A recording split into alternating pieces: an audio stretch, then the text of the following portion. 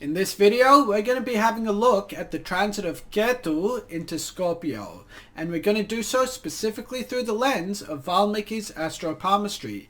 Give you guys an interpretation on this that you may not be getting through other systems of astrology.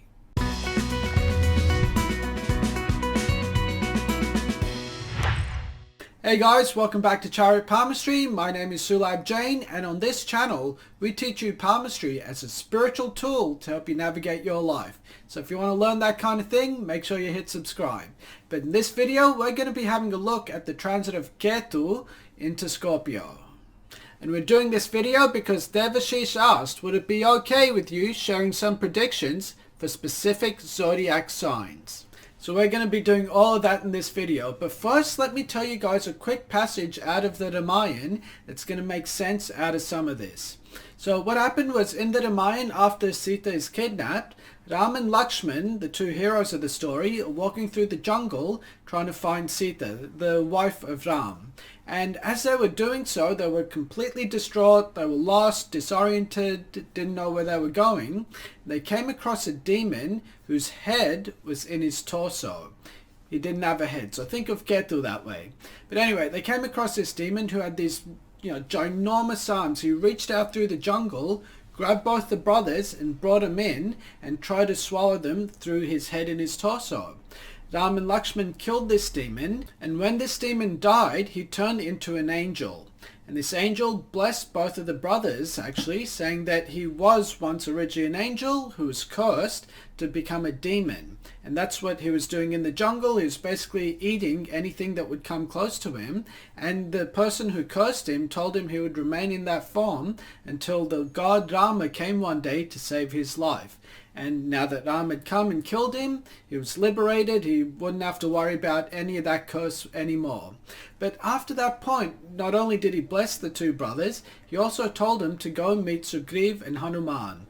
And it was through meeting those two people that Ram and Lakshman were actually able to release a lot of the karma that they were born with. In other words, they were able to fulfill their life purpose.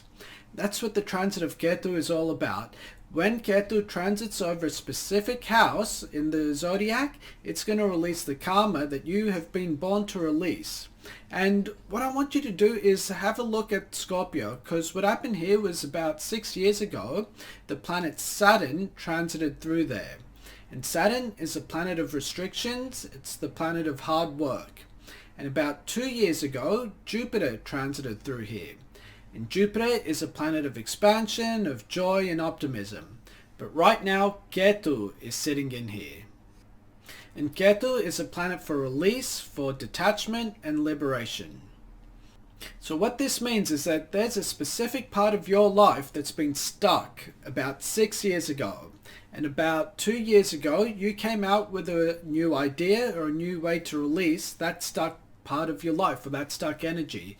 Ketu transiting here now is going to completely release you from all that backlog.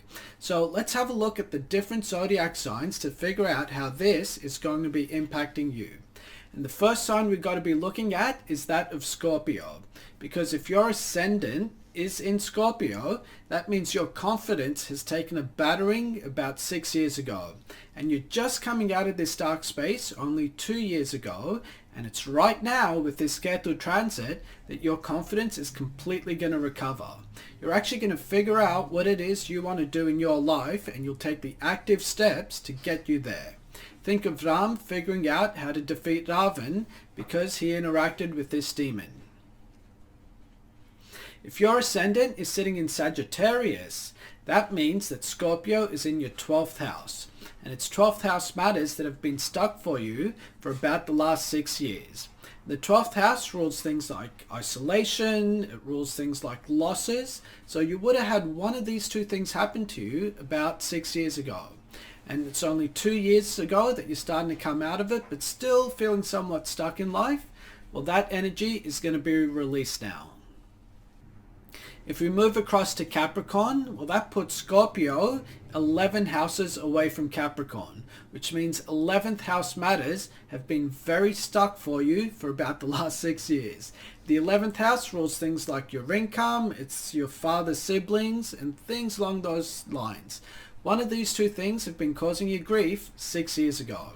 And 2 years ago, once again, you started to get the release, but it hasn't actually happened yet. That trigger has just been pulled with Ketu transiting into Scorpio. If you have an Aquarius ascendant, that puts Scorpio in your 10th house. The 10th house rules career. So, for the last 6 years, your career has been stuck. And perhaps 2 years ago, you would have either found a new job or found a new career path that you're still not entirely settled with. Well, now's the time to find that settlement, because Ketu coming into your 10th house is actually going to bring some sort of optimism and also give you some sort of insight in terms of what you actually should be doing with your career in the long term. Now, if your ascendant is in Pisces, then that means Ketu is just transited into your 9th house. And the 9th house rules things like your father, your higher education, and your teachers. So that means these parts of your life have been stuck for the last 6 years. And Ketu is going to flip a switch and bring some sort of resolution to that. So if you've been fighting with your dad, or if his health hasn't been good, something dramatic is going to shift there very, very soon. Likewise, if you've been having trouble with your studies too.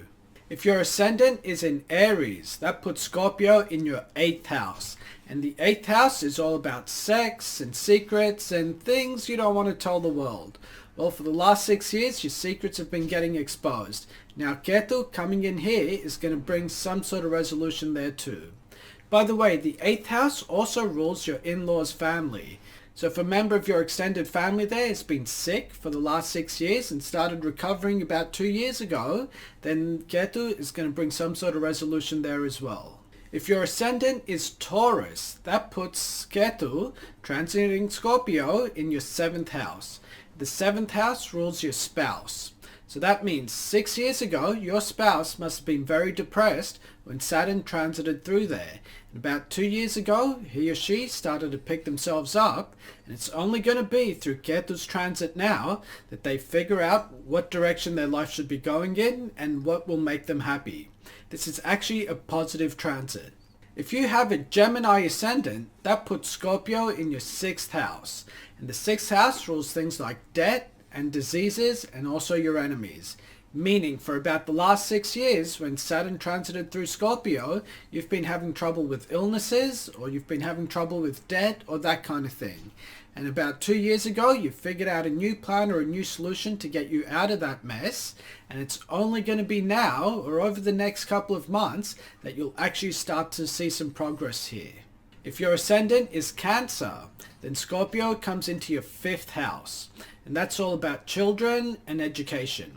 So if your kids have been giving you grief for the last 6 years, that's about to change soon. If you've been also having trouble with your school or figuring out what to study, that is also going to shift for the better. An ascendant of Leo will make Scorpio your 4th house, which rules your mother and also your home. So if your mother has been sick or is depressed or unhappy for the last 6 years of her life, then this energy is about to shift. You're also going to notice if you've been having trouble buying a house over the last 6 years, Ketu is going to start to shift that energy too and give you some clarity on what you need to do in order to get a home. If you have a Virgo ascendant, then Scorpio is in your 3rd house. The 3rd house rules your siblings, it rules your business, and your ability to communicate. So 6 years ago, either your siblings would have been giving you grief, or if you have a business, that wouldn't have been so good, or you would have really struggled with communication. But 2 years ago, when Jupiter transited here, those things started to get better. Now Ketu's entry into the same spot is going to bring a complete resolution here, and you're going to notice things picking up once again. For those of you who have a Libra ascendant, well, Scorpio is in your 2nd house. And the 2nd house is all about your food, it's about your assets, and also your family. So once again, following this pattern, one of these areas of your life has been stuck for about the last 6 years.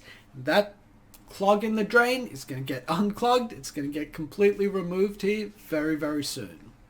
Now that, guys, is a transit of Ketu into Scorpio and what it means for all the different ascendants. If you have any questions, put them in the comment section below. Otherwise, hit like and subscribe. If you guys want to check out the Valmiki's book on astropalmistry, click on this link over here too. Thanks a lot, guys.